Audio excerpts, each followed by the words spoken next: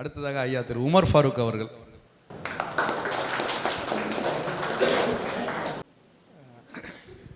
எல்லாருக்கும் என்னோடய வாழ்த்துக்கள். புதுசாக வந்தவங்களுக்கு என்னோடய சிறப்பு வாழ்த்துக்கள்.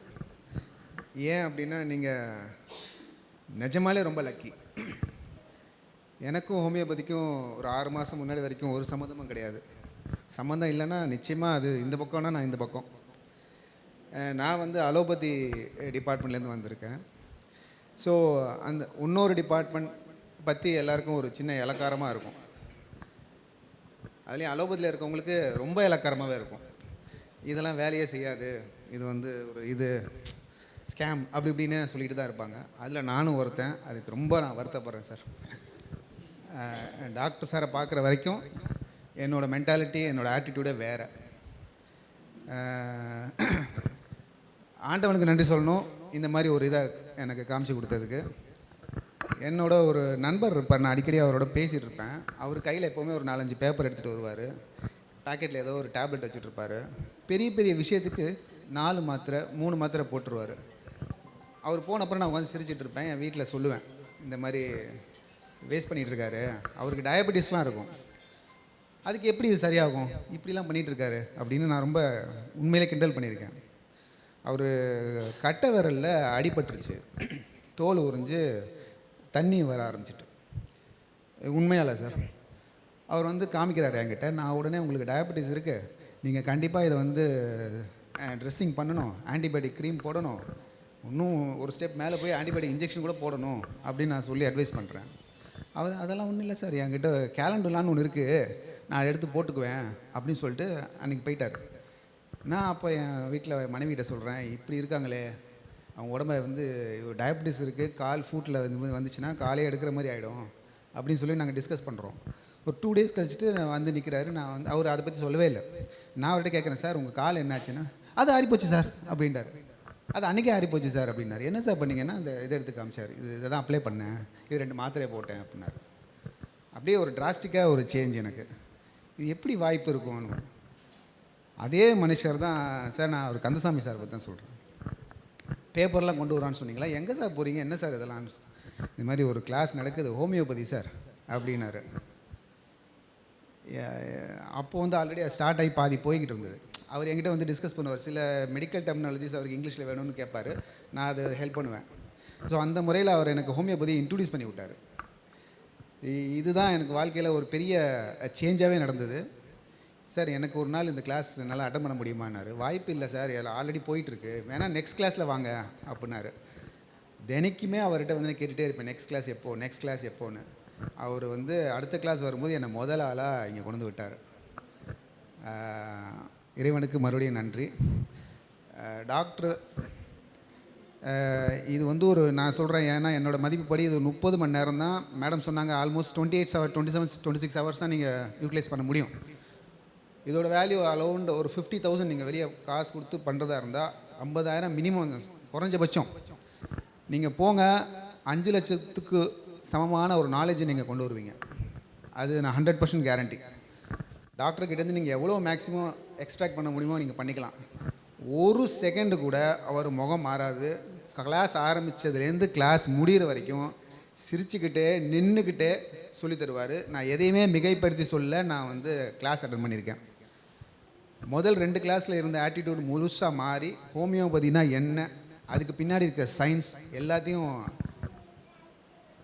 படிச்சுட்டு அதுக்கு மேலே தனி மரியாதையாக வந்துச்சு சார். இன்றைக்கி நான் எங்கள் வீட்டில் ஏதாவது ஒரு பிரச்சனைனா ஆல்மோஸ்ட் செல்ஃப் மெடிக்கேஷன் தான் பண்ணுவோம். நாங்கள் டாக்டர்கிட்ட போனதே கிடையாது. அப்போது நான் முதல்ல எடுத்து நான் மெடிசன்ஸ் கொடுப்பேன். பட் இப்போல்லாம் என்னால் ஃபஸ்ட்டு ஹோமியோபதி தான் எனக்கு மண்டையில் வருது, எனக்கு அலோபதி வரமாட்டேங்குது. இன்றைக்கி காலையில் கூட என் ஒய்ஃப் கண்ணில் வந்துட்டு சின்ன கட்டி, உடனே நான் ரெப்பரேட்டரி எடுத்து பார்த்தேன் சார். இன்றைக்கி காலையில் அவ்வளோ ப்ரிசைஸ்னா இவ்வளோ துல்லியமான ஒரு சயின்ஸ் வந்து கிடையவே கிடையாது. ஏன்னா இதில் ஆல்ரெடி இவங்க ஜெயசீல் ரொம்ப பேசிட்டாங்க, அதில் எல்லாம் கவர் பண்ணிட்டாங்க. நான் பேசணும்னு நினச்சது எல்லாத்தையும் இவங்களும் காமராஜ் சாரும் பேசிட்டாங்க. அந்த ரெப்பரேட்டரி நீங்கள் எடுத்து, ரெப்பரேட்டரினா நீங்கள் போக தெரியும் புதுசாக வர்றவங்களுக்கு, ஒரே வியாதிக்கு 3 மணிக்கு என்ன, 2 மணிக்கு என்ன, 10 மணிக்கு என்னன்னு இவ்வளோ ப்ரிசைஸாக ஒரு மருந்து கொடுக்குற ஒரே சயின்ஸ் இது மட்டும்தான். சும்மா ஜஸ்ட் லைக் தட் அப்படி இப்படி எடுத்து கொடுத்துட மாட்டாங்க. எல்லாத்தையுமே அனலைஸ் பண்ணி மொத்த கேஸ் ஹிஸ்ட்ரியும் பார்த்து உங்களுக்கு உங்களுக்கு பக்கத்தில் உட்காந்துருக்கவங்க ஒரே வியாதியாக இருந்தாலும் 2 பேருக்கும் வேறு வேறு மருந்து கொடுக்குற ஒரு உன்னதமான ஒரு தத்துவம் தான் ஹோமியோபதி. இது ஏன் உலக அளவில் ஒன்றும் பெருசாக வரல அப்படிங்கிறது எனக்கு வருத்தமாக தான் இருக்குது. என்ன மாதிரி ஆளுங்களால இருக்கலாம், அதை நான் மாற்றிக்கிட்டேன். இனிமேல் என் கூட இருக்கவங்ககிட்டையும் நான் சொல்லுவேன், அதாவது தயவுசெய்து அதை படிக்காதீங்க, அதில் இருக்க சயின்ஸை தெரிஞ்சுக்குங்க அப்படின்னு. உடம்பு பார்த்தீங்கன்னா டிஷ்யூஸ் வரைக்கும் சின்னதாக போகலாம்.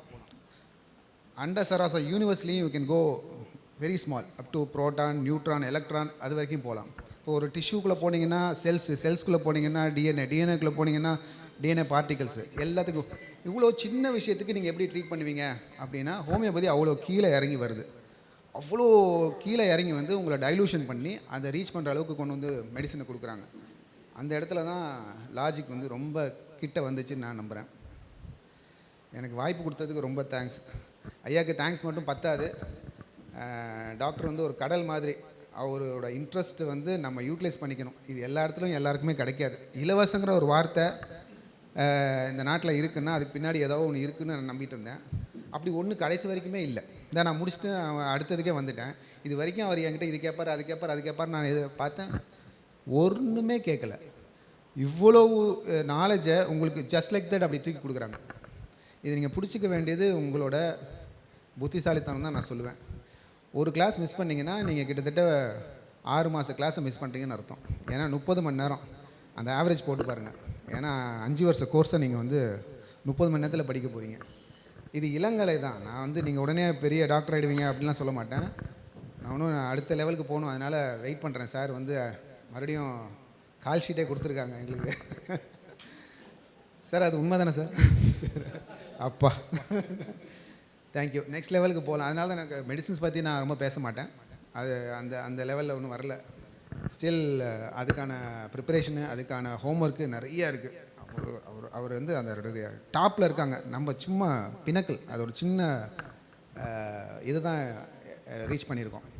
ஸோ நெக்ஸ்ட் லெவலில் போகணுன்னா உங்களோட இன்ட்ரெஸ்ட்டு, ஒவ்வொரு கிளாஸையும் நீங்கள் தயவுசெய்து மிஸ் பண்ணாமல் வந்துடுங்க. நான் 2-3 கிளாஸ் மிஸ் பண்ணிவிட்டு அப்புறம் அடுத்தவங்ககிட்ட கேட்குறது இதெல்லாம் வந்து நடக்காது. ஏன்னா சார்கிட்ட கேட்குறது வேறு, கூட வந்து இருக்கவங்ககிட்ட கேட்குறது வேறு. உண்மையிலே உன்னதமான எக்ஸ்பீரியன்ஸ். மற்ற கிளாஸுக்கும் இதுக்கும் ஒரு பெரிய வித்தியாசம் இருக்குது. நீங்கள் ஒரே ஏஜ் கேட்டகரியாக இருப்பீங்க, இல்லைனா ஒரே மென்டாலிட்டியில் வந்திருப்பீங்க, ஏதோ ஒரு வகையில் நீங்கள் காமனாக இருப்பீங்க. ஆனால் இதில் வயது முதிர்ந்தவங்க இருக்காங்க, நிறைய படித்தவங்க இருக்காங்க, இன்ஜினியர்ஸ் இருக்காங்க, ஆல்ரெடி ப்ராக்டிஸ் பண்ணுறவங்க இருப்பாங்க, variety of category here. So நிறைய நாலேஜ் உங்களுக்கு ஷேர் ஆகும். ஒரு திடீர்னு நம்ம கேட்க நினச்சா ஒருத்தர் கேட்பார், ஆஹா அவர் கேட்டாருன்னு நமக்கு அந்த இடத்துல உங்களுக்கு ஆன்சர் கிடச்சிரும். ஸோ சார் இதுக்கு நான் ப்ரிப்பேர் பண்ணிட்டு வரல சார் உண்மையில். ஆனால் நான் உண்மையில் லக்கின்னு தான் நினைப்பேன். நீங்களும் யாரெல்லாம் பேர் கொடுத்துறீங்களோ உண்மையிலே நீங்கள் ரொம்ப லக்கி. அதை நீங்கள் end of the 15th week நீங்கள் உணர்வீங்க. இந்த வாய்ப்பு கொடுத்ததுக்கு ரொம்ப நன்றி. Thank you very much. டாக்டர் மருத்துவத்துறையிலேருந்து அவருடைய துறை முற்றிலும் வேறானது. அதில் அவருக்கு ஏற்பட்ட ஒரு தொடர்பு மூலமாக இதில் பயணித்து இதன் மூலமாக அவருக்கு கிடைச்ச அனுபவத்தையும் உணர்வுகளையும் உங்கள்கிட்ட பகிர்ந்துக்கிட்டாரு. நாம் என்ன மாற்றத்தை விரும்புகிறோமோ அந்த மாற்றத்தை முதல்ல தன்னிடமிருந்து துவங்குன்னு அவர் சொன்ன மாதிரி அந்த மெடிக்கல் பின்னாடி இருக்கக்கூடிய கார்ப்பரேட் நிறுவனங்களுக்கான அந்த ஆளுமை வந்து மிகப்பெரியது. அதை தனிநபராக நாம் எதுவும் ஒன்றும் செய்ய முடியாது. ஆனால் மாற்றம் என்பது நம்மளிடமே துவங்கணும் அப்படிங்கிறதுக்கான முதல் உதாரணம் ஐயா திரு உமர் ஃபாரூக் அவர்கள். அப்புறம் ஹோமியோபதியோடைய அந்த அந்த அடுக்குகள் என்ன மாதிரியான மெத்தடாலஜியில் அதை ஒர்க் பண்ணுது, எப்படி வேறு வரைக்கும் சென்று உங்களை குணப்படுத்துது நலப்படுத்துதுங்கிற சொன்னாங்க. அப்புறம் மிஸ் பண்ணிடாதீங்க, வருத்தப்படுவீங்க, அது சமயத்தில் நடக்கும். சில நேரங்களில் வந்து தவிர்க்க இயலாத காரணங்களால் உங்களால் ஞாயிற்றுக்கிழமைகளில் வகுப்புக்கு வர முடியாமல் போகலாம். ஆனால் வர முடியாத போகக்கூடிய வகுப்புகளில் நடக்கிற பாடங்களை வந்து நீங்கள் தெரிஞ்சுக்கிறது அப்படிங்கிறது மீட்டுருவாக்கம் பண்ணுறது கொஞ்சம் சிரமம். அதனால் ஐயா அந்த கருத்தை வந்து ரொம்ப ஆழமாக வலியுறுத்திருக்காங்க. ஸோ அதனால் வகுப்புக்கு வரவங்க தொடர்ச்சியாக வர்றதுக்கான முயற்சியை எடுங்க. தவிர்க்க இயலாத காரணங்கள்ங்கிறது பரவாயில்ல.